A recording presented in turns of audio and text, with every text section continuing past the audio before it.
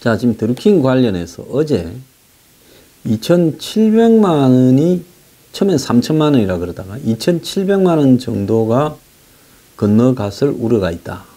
그러니까 드루킹 경공모 측에서 김경수의 후원 계좌로요. 그런 정황이 지금 나왔습니다. 그래서 거기와 관련된 2,700만 원과 관련된 파일이 발견되었고요. 또 9만여 건의 댓글 조작의 가능성이 있는데 지난 대선 당시만 해도 2만 건의 댓글을 조작한 걸로 보인다. 심지어 탄핵 때 댓글 조작한 것도 있다. 이런 이야기까지 나왔습니다. 여기에 드루킹의 핵심 척근 촛보라는 사람이 문 대통령 지지 모임 달빛 기사단 회원이라는 이야기까지도 나왔습니다. 지금 중앙일보가 특종을 계속하고 있어요. 이 신문은 참 정권들을 특종을 잘 하는 것 같습니다. 제가 봤을 때 이런 이야기들이 이번에 알려진 게 아니라 언론들이 확보하고 있다가 4.27 거품이 살짝 꺼지니까 내놓고 있는 부분이라고 보는데요. 드루킹의 최측근이면서 경공모 댓글 활동 정모를 기록한 USB 내 파일을 갖고 있던 회원이 이름이 아이디가 촛보라고 불리우는 김모라고 확인이 되었습니다. 촛보가 문재인 온라인 지지자 모임이 달빛 기사단의 회원으로 알려지면서 달빛 기사단 또한 매크로 활용 의혹과 관련해서 수사의 대상이 되었다라는 이야기까지 지금 나오고 있습니다. 자, 달빛이라는 것은 문재인의 문을 이렇게 달이라고 했고 그래서 달빛 기사단이죠. 자, 그런데 이 촛보가 드루킹의 경공모에서 그냥 경공모 회원이 아니라 IT 전문가였다는 겁니다. 그러니까 아예 문 캠프에서 IT 전문가 한 명을 드루킹 측에 보내어서 이 매크로 댓글 조작을 하도록 기술적으로 뒷받침을 했을 의문도 당연히 제기될 수 있겠죠. 지난달 드루킹 파주 집을 압수수색할 때 드루킹 USB를 이렇게 빼돌리는 증거인멸도 이 사람이 시도했다는 거예요. 그럼 뭐 때문에 증거인멸을 했을까요? 문 캠프에 지금 관련되었을지도 모르는 문빛 기사단이라는 조직의 일원이자 드루킹 쪽의 IT 전문가로서 매크로 조작에 관련됐을 개연성 등이 서로 연결되는 부분이기 때문에 그런 거 아니냐는 겁니다. 그런데 이 사람이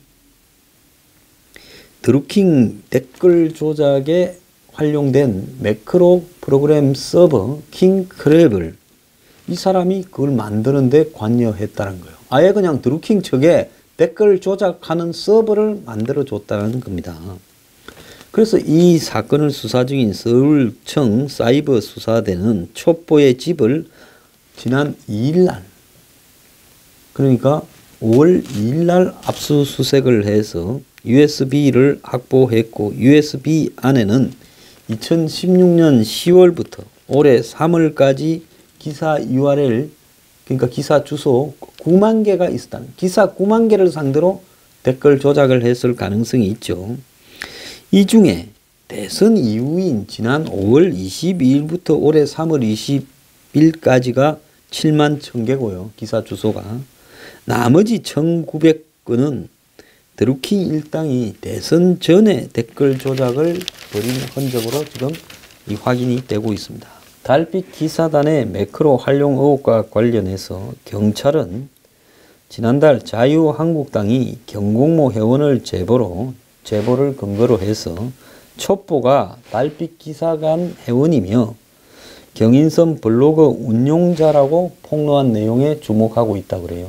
한국당이 경공모 회원 중에 한 명이 제보를 받아가 촛보라는 사람이 달빛 기사단이고 그냥 달빛 기사단이 아니라 경인선이라고 문재인 이 경선 오프라인 동원 조직의 블로그를 운영했다는 겁니다. 그러니까 경공모와 달빛 기사단과 경인선과 문재인 캠프가 서로 매우 깊숙한 연관관계를 가지고 서로 사슬처럼 얽혀가지고 진행되어 왔을 가능성이 있다는 거죠. 이 모든 공작이요.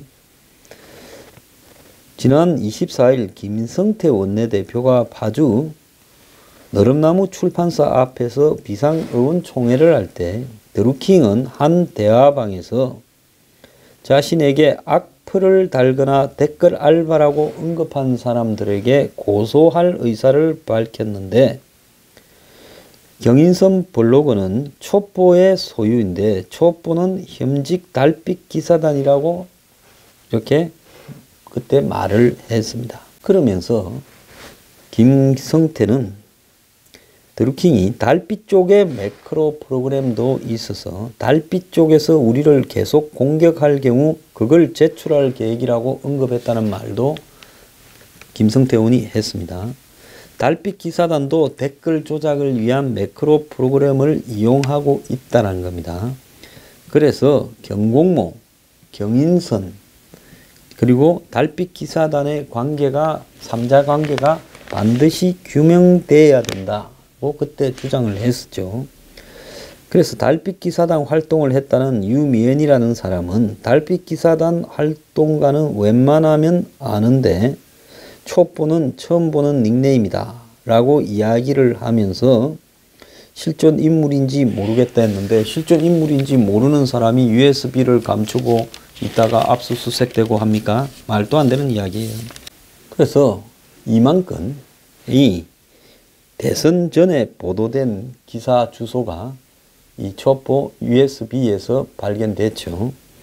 그리고 7만 건은 이 대선 이후부터 3월 달까지인데, 이 7만 건이 텔레그램을 통해서 드루킹에게 보고된 것과 대부분 일치한다는 겁니다. 그러니까 실질적으로 매크로 조작이 가해졌다라는 거죠. 그래서 드루킹이 댓글 조작 여론을 주도하고 회원들로부터 실제로 활동해서 그 결과가 어떻게 되었는가를 실시간으로 보고를 받았다, 이렇게 해석이 되고 있고요. 이 USB 메모리에 2016년 11월경에 회원 200명의 명의로 2,700만 원을 김경수에게 후원하는 맹세서가 담긴 엑셀 파일이 있었다는 겁니다. 여기에는 1인당 5만 원에서 10만 원씩 김경수에게 후원했다는 거예요. 드루킹도 10만 원을 후원했다는 겁니다. 그래서 드루킹은 김경수에게 후원금을 내고 세액 공제를 받으라고 이 회원들을 독려하고 계좌번호를 고시했다고 합니다. 자, 현재까지 경찰 수사 내용을 보면 댓글 조작 시기와 김경수 후원 시기가 거의 비슷하다는 겁니다. 그래서 이 흔히 개인이 아닌 단체가 조직적으로 독려를 해서 쪼개기 후원금을 낸 것도 과거 청운경찰 같은 경우에 유죄 판결을 받은 바가 있습니다. 그래서 이것도 드루킹 조직에서 독려를 해서 김경수에게 집단적으로 후원을 했다면 처벌 대상임이 확실해요. 근데 드루킹 패거리가 김경수에게 이렇게 집단적으로 2,700만 원을 낸 2016년 11월에 정치 후원금 한 달 이 총액이 5,104만 원으로 그 이전 달 한 달 평균 1,560만 원의 3배가 넘는다는 겁니다. 그래서 경공모에서 집단적으로 후원을 했고 조직적으로, 김경수는 이 사실을 알지 이걸 갖다가 모르고 그냥 넘어갔다가 뒤늦게서 알았다, 이게 말이 되겠어요? 그리고 이 돈이 들어왔는지 안 들어왔는지 그걸 자기가 모른다는 게 말이 되겠어요?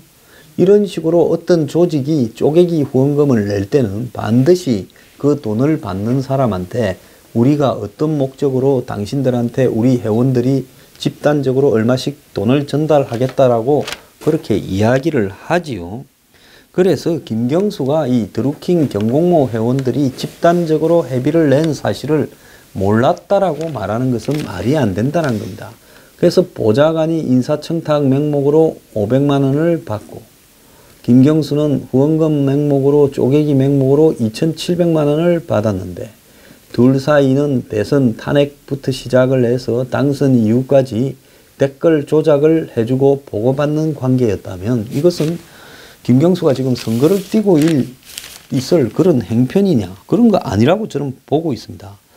그래서 강제 모금한 드루킹 후원금을 받았다면 이것은 정치자금법 위반입니다. 그런데 이 촛불하는 자의 USB 9만여 개의 기사 주소 안에 보면 반기문이 작년 1월에 귀국을 했을 때 이 연일 반기문이 움직이는 행동들이 다 뭐 이상하고 뭔가 어설프다고 조롱이 되고 한참 보도가 되었죠.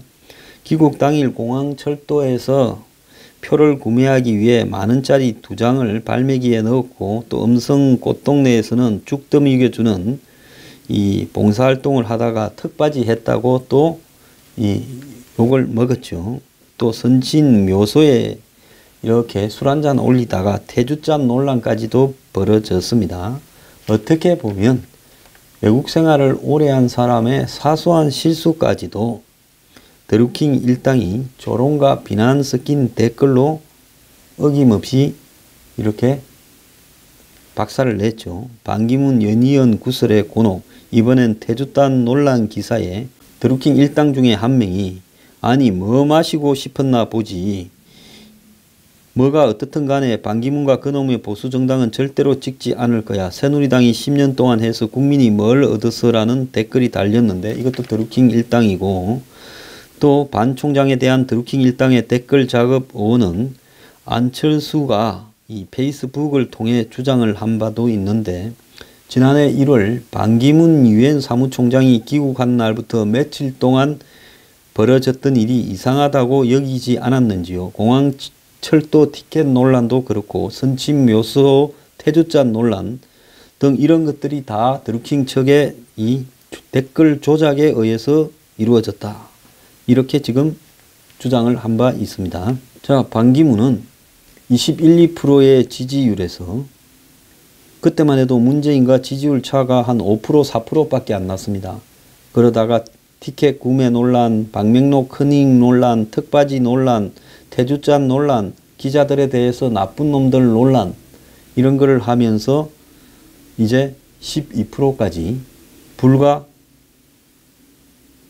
일주일 만에 이렇게 차이가 벌어져 버렸습니다.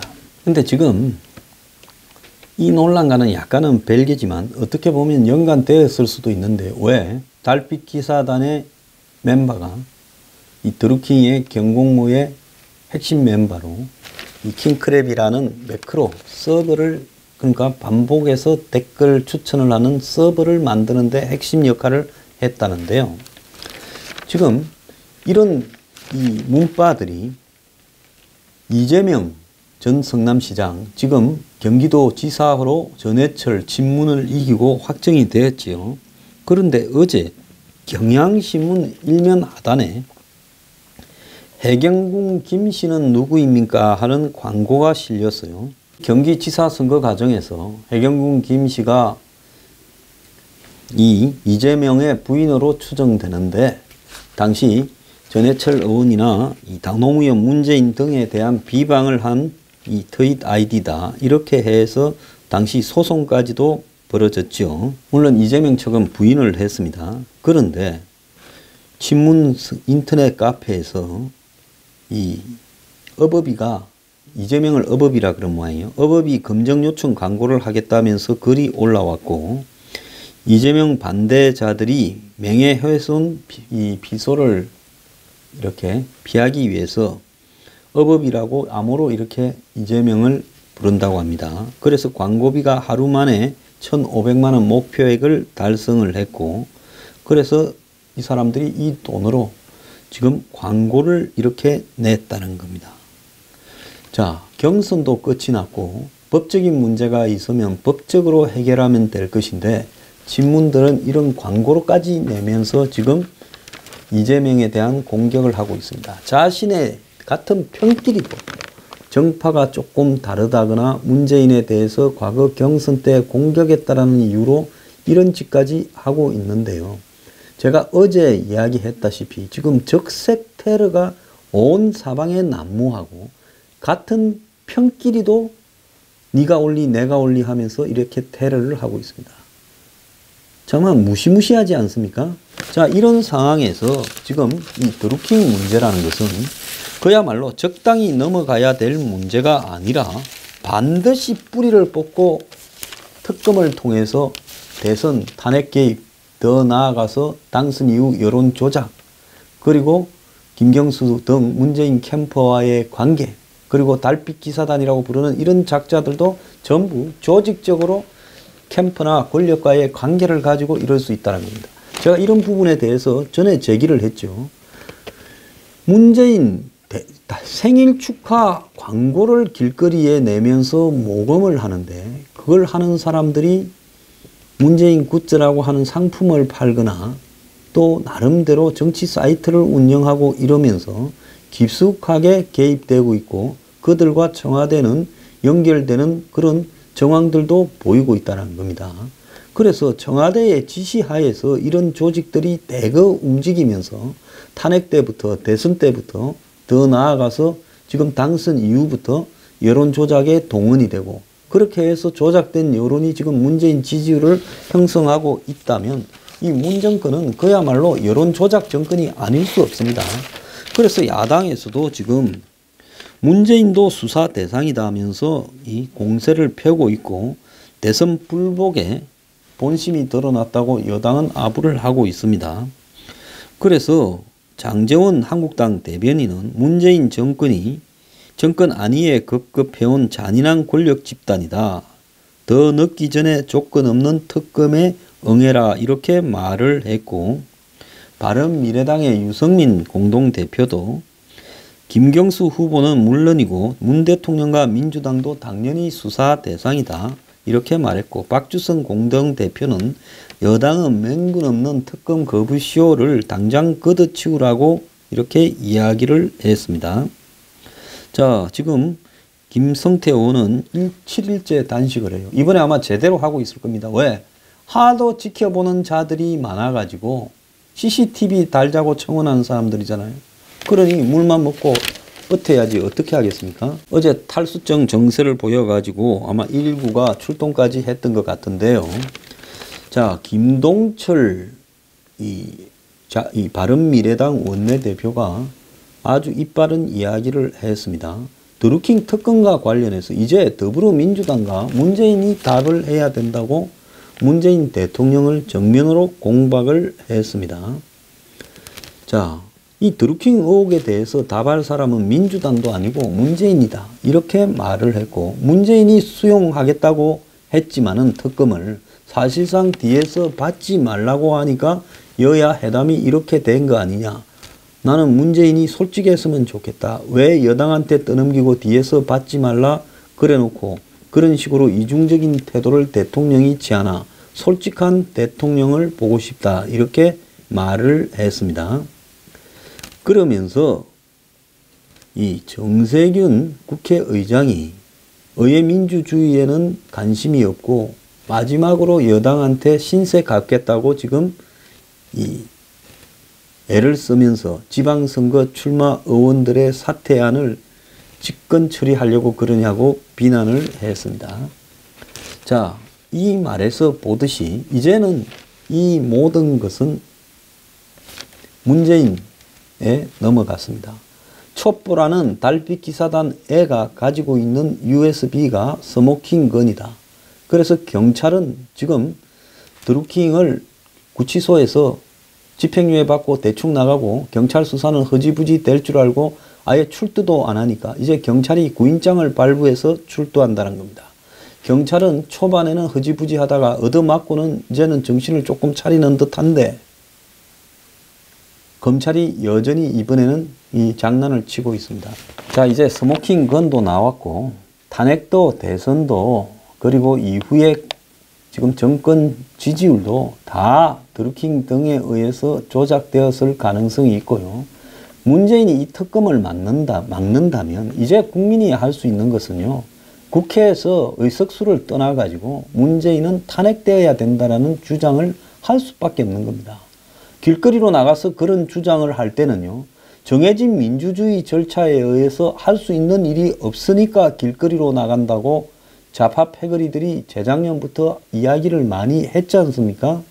그런데 이제 이들이 한마디로 국회에서 법적으로 정해진 절차를 통한 진실 규명을 방해하고 있는데 이걸 규명하기를 원하는 국민이 할 수 있는 일은 무엇인가? 만약에 문재인이 이 부분을 하라고 했다면 여당이 이렇게 막고 방해하고 있을 리가 있냐는 거죠. 그럼 문재인이 이걸 어쨌든 막으라고 했으니까 이렇게 했을 거라고 보입니다. 그러면 대통령이 자신과 관련되는 의혹에 대해서 그걸 진실이 규명되는 부분을 막으라고 했다면 그것은 명백한 탄핵 사유에 해당될 수 있지 않겠습니까? 이제 문재인 정권은 스스로 탄핵 사유로 향해 걸어 들어가고 있습니다.